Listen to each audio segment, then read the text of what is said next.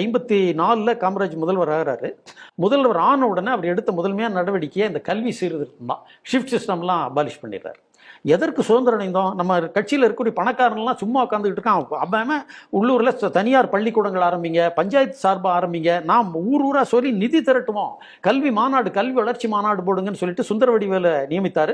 சுந்தரவடிவேல் ஒரு திறமையான அதிகாரி. அவருக்கு ஈவேராவுக்கு நெருக்கமானவர் என்பது வேறு. ஆனால் ஈவேராவுடைய ரோல் இது எதுவுமே கிடையாது. இன்னும் சொல்ல போனால் 54 அவர் அறிமுகப்படுத்தின பிறகு 56, 57 வரைக்கும் காமராஜரை என்னவெல்லாம் திட்டினார்னு சொல்லி அண்ணாவே எழுதியிருக்கிறார்.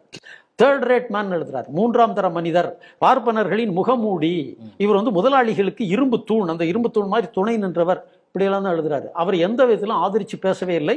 ஆதரிச்சதுக்கு காரணம் என்னன்னு சொன்னா 56ல் இவர் பூணூல் இருப்பது, குடுமியா இருப்பது, இந்த மாதிரிலாம் நடக்கிறதுனால பல பிரச்சனைகள் ரொம்ப மிக கடுமையாக வசைபாடி மாநாடுகள் நடத்தின போது அங்கே போகுது செய்தி. நேருவுக்கு போகும்போது நேரு காமராஜுக்கு எழுதுறாரு, ஏன் இந்த மாதிரி ஆளுங்களையும் விட்டு வைக்கிறீங்க, இவங்கெல்லாம் they've to be put in mental அசைலம்னு எழுதுறாரு. எழுதின உடனே அவர் அரசு வழக்கு போட்டு, அப்போ சிவசுப்ரமணிய நாடார் என்பவர் தான் ஜட்ஜு, அவர் 6 மாதம் சிறை தண்டனை கொடுக்குறாரு.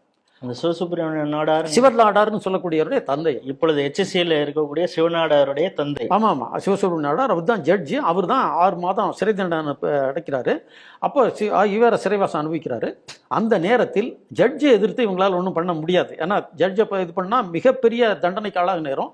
ஆனால் அந்த வக்கீல் மேலே ஆசிட் ஊத்துறாங்க. நீங்க சொல்றது புது தமிழ். அந்த வக்கீல் மேல ஆசிட் ஊத்தினவர் ஒரு 2 ஆண்டு முன்பு தான் இறந்து போனார். அவருடைய பேர் மறந்து போச்சு. ஒரு கிறிஸ்தவ மதத்தை சேர்ந்தவர். அவர் பெங்களூர்ல தலைமறைவாக இருந்து அவர் கண்டுபிடிக்க முடியாம போயிடுது. அவர் அங்கேயே இருந்து, ஆனால் திராவிடர் கழகத்தோடு ஈவேராவோட கடைசி வரைக்கும் தொடர்பில் இருந்தார். ஈவேராவுக்கு எதிராக திருச்சியிலே வாதாடிய கவர்மெண்ட் வக்கீலினுடைய, அது கூட என்ன காரணம் சொல்றாங்கன்னா, வாதாடுறதுக்காக சொல்லல, மிஸ்டர் EV ராமசாமி நாயக்கர் என்று அவர் கூப்பிட்டாராம், பெரியார்னு சொல்லலையாம். இப்பொழுது அவர்கள் என்ன பிரச்சாரம் செய்கிறார்களோ இதே அப்பொழுதே செய்திருக்கிறார். பெரியார் என்று சொல்லாமல் அந்த நேரத்திலே சுட்டி காட்டினாங்க, இவ்வளவு பெரிய மனிதர், அவர் போய் பேர் சொல்லி அழைக்கிறீர்கள் சொன்னதுக்கு. அப்போ எவ்வளவு பெரிய ஃபாசிஸ்டுகள் பாருங்க. இவங்க தங்களுக்கு ஒத்து வராதவர்களை எல்லாம் பிராண்ட் பண்ணுவதற்கு இவங்க சொல்றது நேர்மையின்மைங்கிற குற்றச்சாட்டு. ஆனா இப்ப இந்த விஷயம் மணிமை இதுலயே எடுத்துங்க, ஒவ்வொன்றா எடுத்துங்க. காமராஜரை பச்சை தமிழர்னு சொன்னாரு. காமராஜருக்கு பதவிக்கு வருவது அவர் தான் காரணம். இன்னும் சொல்ல போனால் அவர் சென்ற அனைத்து சீர்திருத்தங்களுக்கும் இவர் காரணம்னு சொல்றாங்களே. இது அண்ணா எழுதியிருக்கிற ஆதாரம் வச்சிருக்கிறேன். இதெல்லாம் வேணாம், சும்மா பேசல.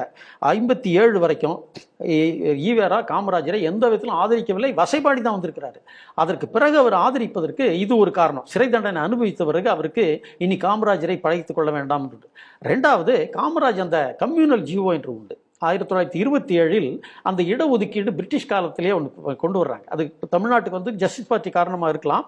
என்னன்னு சொன்னால், பிராமணர் அல்லாத பிற சாதிகள், இஸ்லாமியர்கள், கிறிஸ்தவர்கள்,